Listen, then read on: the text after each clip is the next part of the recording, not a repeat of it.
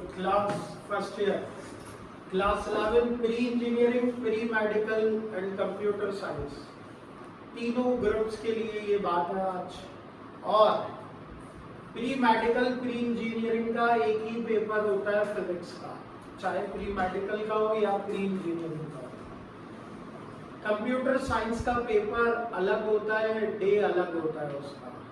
तो फायदा ये हो जाता है, अगर पहले प्री इंजीनियरिंग का होता है तो कंप्यूटर साइंस वालों का टारगेट पेपर हाफ निकल जाता है कि ये क्वेश्चन सब 80% चांसेस है नहीं आएंगे, लेकिन 20% सेम आते हैं।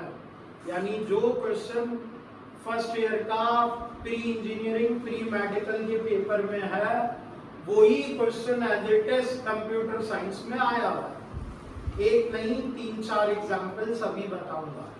नंबर 2, बहुत पूछा जाने वाला सवाल कॉन्सेप्चुअल बेस, और ये सवाल वो बच्चा कर रहा है जो इंजीनियरिंग का, तो मैं उनको इतना ही बोलूंगा कि शर्म से डूब मरो। क्यों?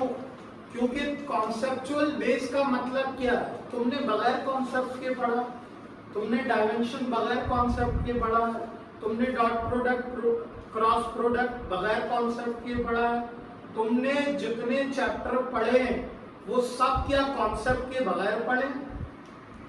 तो फिजिक्स पहले भी कॉन्सेप्ट बेस्ड था, फिजिक्स है ही कॉन्सेप्ट। फिजिक्स की डेफिनेशन जो 8-9 का बच्चा याद करता है ना, वो भी क्लास 11 वालों को नहीं आती होगी। और वो क्या है? नेचर की ऑब्जर्वेशन, उसको मैथमेटिकली एक्सप्रेस करना और एक्सपेरिमेंट की बेस पे उस बात को कंफर्म करना। ये क्या है? सब कुछ कॉन्सेप्चुअल है।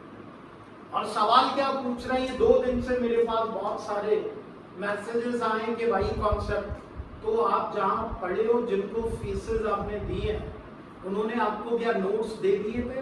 यही वजह होती है जो नोट्स मैं बनवाता हूँ। हमारा बच्चा नोट्स बने बनाए नहीं, बल्कि खुद बुक से हम पढ़ाते हैं और नोट्स बनवाते हैं। अब आओ, मॉडल पेपर फॉलो होगा 2026 का। जो मॉडल पेपर है उस मॉडल पेपर के अकॉर्डिंगली आपका पेपर होगा। और फिजिक्स का पहला पेपर है, आज से फिजिक्स की क्लासेस शुरू है।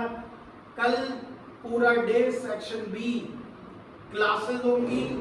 जो ज्वाइन करना चाहता है वो राडो कैंपस पे आ सकता है।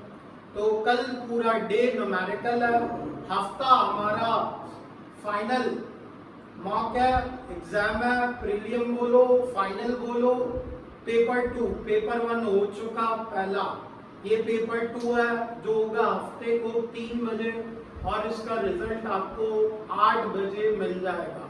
तो जो बच्चे भी इंटरेस्टेड हो एग्जाम देने में या सेक्शन बी की क्लासेस के लिए, वो आ सकते हैं। 1 दिन का फ्री में क्लास है, कोई नाजायज फायदा नहीं उठाया जाएगा, वरना कमाने का बेहतरीन टाइम था ये।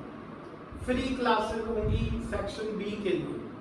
अब आ जाओ, मॉडल पेपर क्या है और उसमें क्या चेंजेस हुई हैं।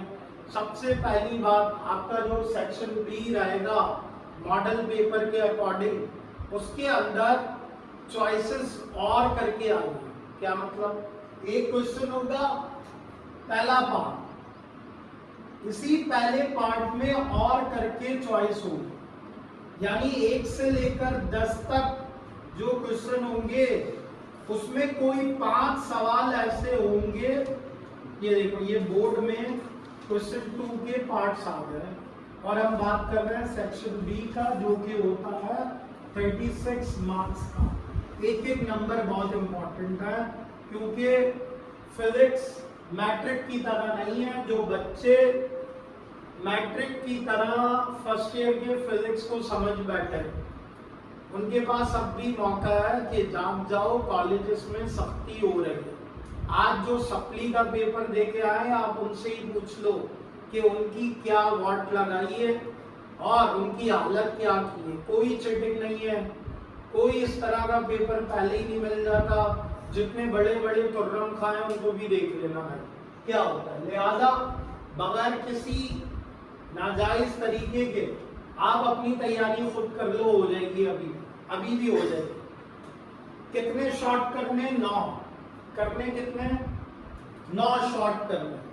अब जो क्वेश्चंस मुझे गिवन है उसी में और करके लिखा होगा, यानी ये एक क्वेश्चन है, मान लो डायमेंशन का आ गया और डायमेंशन का अलग ही क्वेश्चन है, डायमेंशन का अलग ही है। फिर आ जाओ, एक क्वेश्चन है, इसी में वो चॉइस देगा और करके, क्या करके, और करके। टोटल जो क्वेश्चन काउंटेड है वो कितने हैं, 15। उन 15 में से मुझे करने 9, मुझे अटेम्प्ट कितने करने, मुझे सेक्शन बी में अटेम्प्ट करने 9 क्वेश्चंस। अब ये 9 क्वेश्चंस, एक हुआ 4 मार्क्स। पूरे बुक की एनालिसिस करने के बाद मैंने कुछ इंपॉर्टेंट निकाले। कल मैं करवाऊंगा बी का पोर्शन पूरा। आज मैं आपको डिस्कस करने वाला हूं सेक्शन सी का। सी में क्या चीजें बोर्ड के लिए इंपॉर्टेंट होती हैं और मुझे किस तरीके से अपनी तैयारी करनी है भाई। पहली बात कि इसमें जो टोटल क्वेश्चन होंगे वो कितने होंगे, 3, 4, 5, 6, 7। ए बी करके नहीं आएगा। पार्ट ए और बी जैसे पहले होता था या सेकंड ईयर का कि क्वेश्चन 3 के पार्ट ए और पार्ट बी है, अब वैसा नहीं आएगा, बल्कि हर क्वेश्चन अलग अलग। और टोटल क्वेश्चन जो गिवन होंगे, गिवन क्वेश्चंस की तादाद कितनी रहेगी, 1, 2, 3, 4, 5। और इन 5 में से किसी 3 सवालों पे लिखा होगा और, यानी कि अगर एक क्वेश्चन चैप्टर 6 का है तो दूसरा 9 का, और इसी में चॉइस है। चॉइस किस तरीके से कि क्वेश्चन 3 का मान लो V1 V2 वाला, और इसी में एक चॉइस गिवन है, और इसी में दिया हुआ इंक्लाइन प्लेन वाला, फ्रिक्शन वाला, तो कोई एक करना। इस तरह अगर काउंट करोगे तो टोटल क्वेश्चन हमारे पास जो होते हैं वो बनते हैं 8 क्वेश्चन गिवन होंगे, और मुझे इसमें से अटेम्प्ट कितने अटेम्प्ट करने, 4। एक क्वेश्चन हुआ कितने नंबर का, 8 मार्क्स का। तो ये सेक्शन रहेगा 32 मार्क्स का, 32 मार्क्स का। क्लियर है बेटा, बहुत ध्यान से समझिए, क्योंकि जब आप पेपर देने जा रहे हो तब शॉक्ड होगे कि भाई ये तो पता ही नहीं था। अगर आपको पेपर पैटर्न ही नहीं पता, मॉडल पेपर का आपको नहीं पता, आप पेपर देने जा रहे हो तो बेटा डायमेंशन कर ले, बड़ी बात होगी, उससे आगे तो कुछ नहीं कर सकता। ये बात लिखिएगा, क्लास 11 की बता रहा हूँ, क्योंकि बहुत हलवा सवाल भी नहीं हो पाते लड़कों से। मैट्रिक बेस पे 2-3 सवाल लास्ट ईयर भी आए थे। क्या आया था, state and proof, momentum, law of momentum, ये आ चुका है 2025 के कंप्यूटर साइंस के पेपर में था।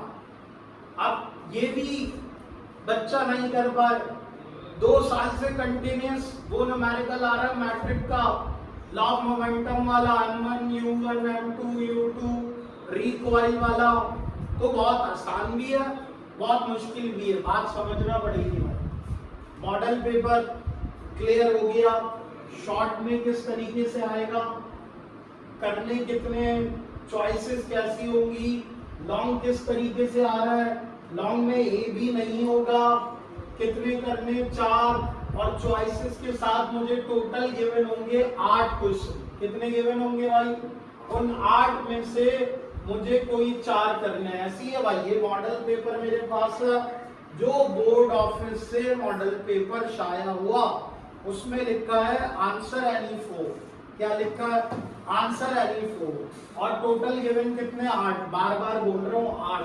अब आओ मैं जो इंपॉर्टेंट बताने वाला हूँ, मैं आपको बता रहा हूँ 16 इंपॉर्टेंट, 16 सवाल बता रहा हूँ। 16 में से मोस्ट एक्सपेंसिव और एक्सक्लूडेड क्वेश्चंस इसमें नहीं होंगे, इसमें वही है जो एक्सपेक्टेड है कि भाई इस साल आ सकता है, और ये आपकी अपनी रिस्क पे है।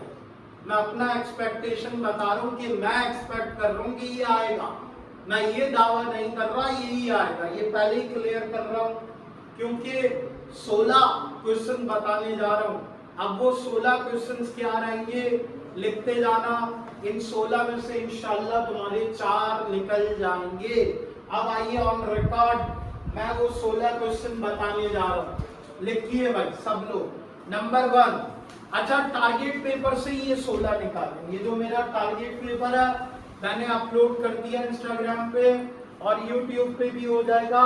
इसी टारगेट पेपर को मैंने कुछ महान लोगों के लिए कम करके 16 कर दिए। इसमें कोई तादाद 25-30 लॉन्ग बन रहे थे, 25-30 की तादाद थी, जो अब बची है 16। ये 16 भी नहीं कर पाया तो बेटा पेपर देने मत जाना, अगला चांस होगा उसमें पेपर दे देना। अगर आपका बोर्ड पड़ा कहीं शानदार जगह, शानदार जगह। आइए पहला लॉन्ग मैं करने वाला हूं, पहला लॉन्ग जो इस साल का इंपॉर्टेंट हो गया और वो रहेगा वेक्टर एडिशन का बाय रेक्टेंगुलर। वेक्टर्स गिवन होंगे और बोला जाएगा drive formula for resultant vector. Clear है? वेक्टर से दूसरा सवाल प्रोजेक्टाइल मोशन। याद रखना 2025 का सवाल भी दे सकता है, मुझे चांस नहीं लेना। मैं ये जो क्वेश्चन बता रहा हूं ये इस तरह डिजाइन किया है मैंने कि अगर वो आउट भी करे, अगर वो रिपीट भी करे, अगर वो मॉडल पेपर भी दे दे तो तुम्हारा पूरा हो जाएगा। तीनों केसेस रखे, आउट बना दे, मॉडल पेपर से दे दे या चेंज कर दे, ना मॉडल पेपर से दे ना रिपीट करे, तो क्या होगा? एक्सपेक्टेड क्वेश्चन क्या रहेंगे? पहला क्या कर रहे हो? वेक्टर्स वाला, 2 वेक्टर गिवन है, फाइंड द रिजल्टेंट वेक्टर, या इस तरह आएगा 4 स्टेप्स में करो। कितने स्टेप्स में करो? 4 स्टेप में vector addition by rectangular component, ये करके दिखाओ। दूसरा प्रोजेक्टाइल मोशन से, प्रोजेक्टाइल मोशन में शॉर्ट में जब ये आता है तो एक कोई डेरिवेशन या तो आता है फाइंड द रेंज, या तो आता है time take to reach maximum height, या तो आता है रेंज हो गया, हाइट हो गई, ट्रैजेक्टरी हो गई। ये 3 अगर एक साथ आ जाए तो ये आएंगे लॉन्ग, ये आएंगे। और ये रिपीटेड क्वेश्चन भी मैं मैच कर रहा हूं। प्लस इसकी डेरिवेशन बोलो या एक्सप्रेशन बोलो या फॉर्मूला बोलो, कौन कौन सा करना है? हाइट, रेंज और time to reach maximum height को लेके टाइम ऑफ लाइट। क्या करोगे? टाइम ऑफ लाइट, ये लिखते जाना है। नंबर 3, तीसरा क्वेश्चन जो मैं करने वाला हूं वो रहेगा क्या? Elastic in elastic collision and drive. सिर्फ V1 भी दे सकता है, सवाल पूरा पढ़ना कि 2 बॉडीज हैं जिनके मासेस m1 m2 हैं, उनका कोलिजन होता है। फाइंड द फाइनल वेलोसिटी, या तो V1 दे सकता है या V2, दोनों भी दे सकता है, लेकिन आंखें खोल के पूरा क्वेश्चन पढ़ना पड़ेगा बेटा। तो ये रहा फाइनल वेलोसिटीज वाला V1 V2, पूरा सवाल मेरे टारगेट पेपर में लिखा हुआ है। मैं अभी सिर्फ आपको टॉपिक बता रहा हूँ जो आपने करना है शॉर्ट में। फाइनल वेलोसिटी V1 और V2 के लिए आपने डेरिवेशन करनी है। ये तीसरा लॉन्ग हो गया, इसके साथ मिलाओगे इलास्टिक कोलिजन और इनइलास्टिक। फिर आ जाओ चौथा क्वेश्चन जो करना है, इंक्लाइन प्लेन वाला केस करना है। पेपर अगर आउट हुआ तो ये आएगा, आउट सवाल बता रहा हूं, लिख लेना। इंक्लाइन प्लेन, अब इंक्लाइन प्लेन का क्या है? Drive relation for acceleration when the body slide down. Incline plane पढ़ा होगा। इंक्लाइन प्लेन क्या होता है? उस इंक्लाइन प्लेन पर अगर कोई ऑब्जेक्ट रखा है और वो स्लाइडिंग डाउन नीचे की तरफ आ रहा है तो इसकी डेरिवेशन आ सकती है बोर्ड में। फिर आओ बहुत आसान भी क्वेश्चन दिया तो दे देगा लॉ ऑफ मोमेंटम क्या दे देगा, इसको तो मैं शामिल भी नहीं करता। Proof law of conservation of linear momentum. अब अगर जिसको ये भी ना आए, इतना आसान एक ना एक तो होता ही है सवाल। ये 2025 में था कंप्यूटर साइंस। याद रखना मैं pre engineering, computer science, pre medical तीनों के अकॉर्डिंगली बता रहा हूँ, क्योंकि अगर आप ये सोचोगे कि ये कंप्यूटर साइंस में आया था मेरे में आ सकता है, जरूरी नहीं है। ये इंजीनियरिंग में आया था मेरे में आ सकता है। आपको भाई सारे टॉपिक करने पड़ेंगे तभी जब होगा आपका पेपर। अब आइए पांचवा सवाल आपका बनता है इंक्लाइन प्लेन के बाद। पांचवा सवाल है आपके पास रिलेशनशिप बिटवीन, यानी डेरिवेशंस है v equal to R omega, हर बच्चा पढ़ता है। इसको क्या बोलते हैं, relation between linear and angular, relation between linear velocity and angular velocity, relation between linear acceleration and angular acceleration. इसका पूरा प्रॉपर वर्कआउट करना है, लॉन्ग क्वेश्चन लॉन्ग की तरह करना। अगर आपने कुछ आड़ूपन किया इसमें और बीच में अपनी मनमानी की, पूरा काट देगा, कोई होशियारी नहीं चलेगी मैट्रिक वाली बेटा। और इसके साथ ही करोगे centripetal acceleration v square upon r, इस फॉर्म में आ जाए, या आ जाए ac equal to r omega square. ये जब आप करो तो इसके फॉर्मूला सारे हर टॉपिक के, ये बहुत जबरदस्त बात दिमाग में आई है। आप पहला टॉपिक कर रहे हो, इसका जो रिजल्ट आया उसको फॉर्मूला शीट बना लो। कल की क्लास बहुत इंपॉर्टेंट रहेगी। कल मैं जितने भी न्यूमेरिकल्स हैं उन सबको पूरा दिल लगा के हम करने वाले हैं भाई, फाइनल। सही है, रिवीजन है ये, जो बच्चे हमारे पास पढ़ रहे हैं उनके लिए तो रिवीजन होगा ये। तो फॉर्मूला शीट बनेगी, मैं ये चेक करूंगा कि वेक्टर से जो आपने किया एडिशन ऑफ वेक्टर, इसमें क्या क्या फॉर्मूलाज यूज किए, इससे क्या रिजल्ट आया, वो एक शीट में लिखते जाओ, एक शीट में लिखते जाओ। इसी तरह प्रोजेक्टाइल मोशन, भाई जब ये आप पढ़ ले हो, यहां तक माशाल्लाह बच्चे होते हैं उनको वी नॉट का मतलब नहीं पता, ये आप देखोगे ऐसे, आपको भी पता होगा भैया। वी नॉट कॉस थीटा कब यूज होगा, वी नॉट साइन थीटा कब होगा, रेंज का फॉर्मूला क्या होता है, रेंज का फॉर्मूला क्या होता है, मैक्सिमम हाइट का फॉर्मूला क्या होगा, मैक्सिमम रेंज किस एंगल पे आती है। भाई जब ये पढ़ रहा है तो शीट बनानी है, क्या बनानी है, फॉर्मूला शीट बनानी है, न्यूमेरिकल में काम आएगा। फाइनल वेलोसिटी v1 v2, इसका जितना वर्किंग है उस वर्किंग में आप क्या फॉर्मूला यूज कर रहे हो उसको शीट पे लिखते जाओ। For example law of momentum से शुरू होती है कहानी, v1 v2 तक जाती है, ये लिखोगे और इसके रिजल्ट्स न्यूमेरिकल में आ सकते हैं कि अगर एक बॉडी का मास ज्यादा हुआ, एक का कम हुआ, एक रेस्ट में हुई, दूसरी मोशन में हुई, तो क्या इफेक्ट पड़ेगा, ये न्यूमेरिकल में यूज होगा। न्यूमेरिकल बता दूं, 6 न्यूमेरिकल्स एटलीस्ट आते ही आते हैं, 6 न्यूमेरिकल्स। ये जो 9 सवाल करने, उस 9 में से 6 न्यूमेरिकल कर गया और ये लॉन्ग कर लिए, तेरा पेपर हो गया बेटा, बहुत बेहतरीन। लेकिन इसके लिए 2 दिन पूरा रगड़ना पड़ेगा आपको। आगे बढ़ते आप, और उसके बाद नेक्स्ट क्वेश्चन है छठा मैं करूंगा बहुत ही खतरनाक, अब तक जरूरत नहीं हुई। Absolute potential energy, absolute paper out आया, ये वाले सवाल डाले मैंने। एब्सोल्यूट पोटेंशियल एनर्जी, और इसकी पूरी डेरिवेशन करनी है, -GMME अपॉन RE वाली पूरी डेरिवेशन। ये पेपर आउट हुआ तो ये सवाल आएगा। इसके बाद क्वेश्चन नंबर 7 हमारा रहेगा बर्नौलीज इक्वेशन। बर्नौली नहीं देगा तो उसके बाद ऑप्शन एक ही बचता है कि वो कंटिन्यूटी दे दे। अरे भाई इसके बाद ऑप्शन ही नहीं रहेगा, लॉन्ग का लॉन्ग ही नहीं रहेगा, 8 नंबर ऐसी थोड़ी दे देगा। या तो वो देगा बर्नौली पूरा कि डेरिवेशन बर्नौलीज की करो, या देगा equation of continuity, equation of continuity, ये बहुत इंपॉर्टेंट रहेगा भाई।